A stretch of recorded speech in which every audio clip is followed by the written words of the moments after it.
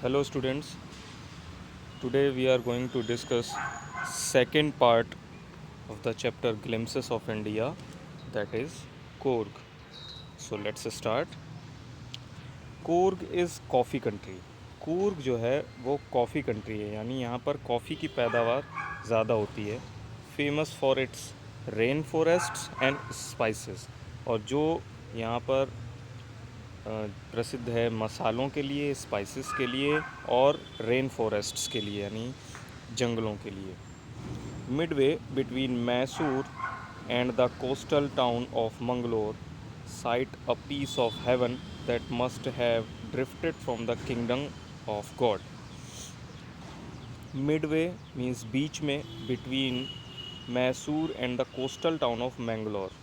मंगलौर का जो तटीय टाउन है, तटीय कस्बा है, और मैसूर के ठीक बीच में ये piece of heaven, heaven means स्वर्ग, पीस मीन्स टुकड़ा, यानी स्वर्ग का टुकड़ा प्रतीत होता है।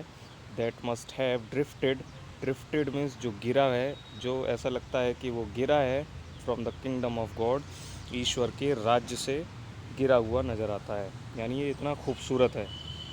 This land of rolling hills is inhabited by a proud race of martial men, beautiful women and wild creatures। और ये जो ज़मीन है, ये जो धरती है, वो हिल्स से, पहाड़ों से भरी हुई है। And a proud race of, और यहाँ पर एक रेस लगी हुई है, गौरवान्वित रेस लगी हुई है, स्पर्धा लगी हुई है। मार्शियल मैन, मार्शियल मीन्स जो लोग आर्मी में जाते हैं, जो लोग सैनिक होते हैं।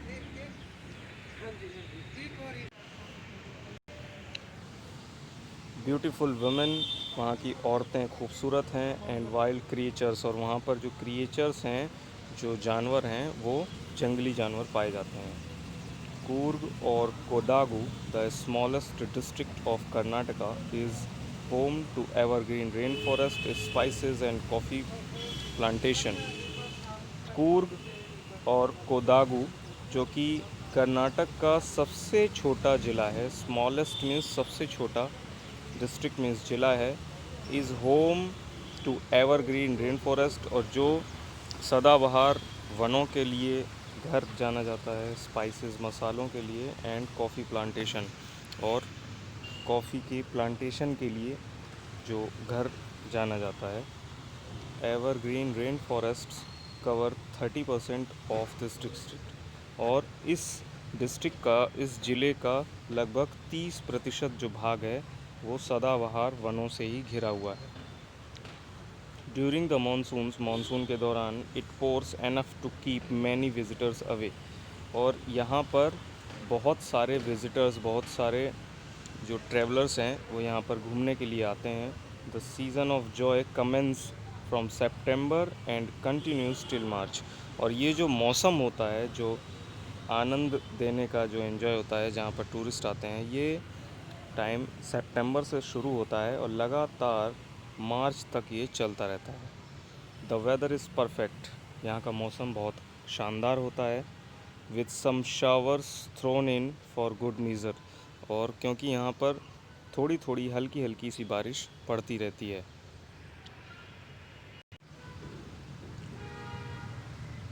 The air breathes of invigorating coffee, और यहाँ की जो हवा है, यहाँ की हवा में भी कॉफ़ी की महक आती है।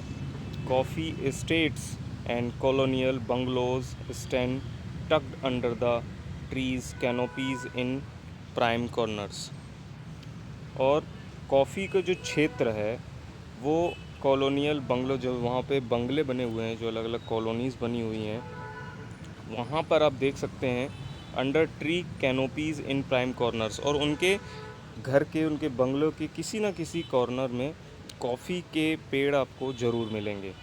The fiercely independent people of Coorg are possibly of Greek and Arabic descent. Fiercely means तेज तर्रार, गर्म मिजाज के। इंडिपेंडेंट मीन्स स्वतंत्र लोग, यानी कूर्ग के जो तेज़ तर्रार गर्म मिजाज के जो स्वतंत्र लोग हैं, वो निश्चित रूप से या तो ग्रीक और या फिर अरबिक डिसेंट के हैं। डिसेंट का मतलब पृष्ठभूमि के हैं, वहाँ के उनके पूर्वज ग्रीक या अरबिक रहे होंगे।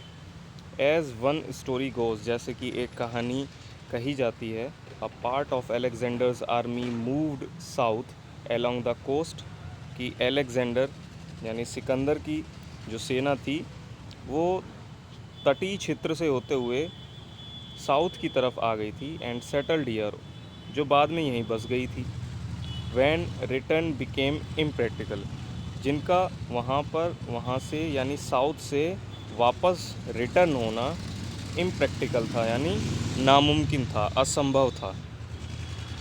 These people married amongst the locals, इन लोगों ने यहाँ के जो लोकल्स थे, यहाँ के जो निवासी थे, उनसे शादी की। And their culture is apparent in the martial traditions, marriage and religious rites, और यहाँ की जो संस्कृति है उन्होंने अपना ली, और यहाँ की संस्कृति में मार्शल्स यानी जो सैन्य क्षमता थी वो आ गई, ट्रेडिशंस मैरिज शादी, एंड रिलीजियस राइट्स, और जो उनके धार्मिक जो कार्यक्रम थे वो देखे जा सकते हैं। Which are distinct from the Hindu main stream, जो ये सारी चीज़ें हैं, जो उनके सैन्य क्षमता है, जो संस्कृति उनकी सैन्य संस्कृति है, क्योंकि आर्मी वाले थे वो लोग, उनके पूर्वज आर्मी से रिलेटेड थे। जो उनकी शादी है, जो उनके धार्मिक जितने भी कार्यक्रम हैं, वो सभी हिंदू मेन स्ट्रीम से, हिंदू जो कार्यक्रम हैं उनसे बिल्कुल अलग है। The theory of Arab origin, the theory of The theory of Arab origin draws support from the long black coat, और अरब जो ओरिजिन है, अरब उत्पत्ति के कारण ये कहा जाता है कि वो लोग एक लंबा सा ब्लैक कोट पहनते थे, लंबा ब्लैक कोट पहनते थे विद एम्ब्रॉयडर्ड वेस्ट बेल्ट, और एम्ब्रॉयडर्ड मीन्स कढ़ाई नुमा, और वेस्ट बेल्ट, वेस्ट मीन्स कमर, और उनकी कमर पर बेल्ट बंधी होती थी जो इस पर कढ़ाई हुई होती थी, वॉर्न बाय द कोदावूज, और जो लोग इस ड्रेस को पहनते थे उनको कोदावूज कहा जाता था। नोन एज कुपिया, जिनको कुपिया भी वहाँ पर कहते थे। It resembles the keffiyeh Warne by the Arabs and the Kurds, और ऐसा माना जाता है कि ये जो कुफिया है ये अरब्स या फिर कुर्द्स लोग पहनते थे। तो वही ट्रेडिशन, वही परंपरा वो लोग आज भी उस परंपरा को निभा रहे हैं और आगे लेकर जा रहे हैं। Kurgi homes have a tradition of hospitality, and they are more than willing to recount numerous tales of valor related to their sons and fathers. Coorgi जो होम है यानी कूर्ग के जो घर हैं उनकी हॉस्पिटैलिटी मीन्स देखभाल की, केयर करने की एक परंपरा है, एक ट्रेडिशन है। And they are more than willing to recount, recount means वो याद करते हैं, न्यूमरस मीन्स बहुत सारे, tales of valour, tales of valour means वीरता की कहानियाँ, related to their sons and fathers, जो कहानियाँ उनके पुत्र या फिर उनके पिता से जुड़ी होती हैं। यानी कूर्ग के जो लोग हैं वो अपने बेटे या फिर अपने पिताओं की जो वीरता की गाथाएं हैं, टेल्स ऑफ वेलोर हैं, साहस की जो गाथाएं हैं, वो याद करने की इच्छुक रहते हैं। The Coorg regiment is one of the most decorated in the Indian army. Coorg regiment जैसे सिख रेजिमेंट होती है, जाट रेजिमेंट है, इसी तरह से कूर्ग रेजिमेंट भी है जो सबसे ज़्यादा डेकोरेटेड है। हियर डेकोरेटेड मीन्स सजना नहीं है, यहाँ डेकोरेशन से रिलेटेड नहीं है। डेकोरेटेड का मतलब है जहाँ पर आपको आर्मी में बहुत ज़्यादा मेडल्स मिले हों, आपको बहादुरी के लिए बहुत सारे पुरस्कार मिले हों। तो कूर्ग रेजिमेंट ऐसी रेजिमेंट है जहाँ पे जो सोल्जर्स हैं उनको सबसे ज़्यादा आर्मी के पुरस्कार मिले हुए हैं। And the first chief of the Indian army general Cariappa was a Coorgi, और भारतीय सेना के जो पहले जनरल थे जनरल करियप्पा वो भी कूर्गी थे।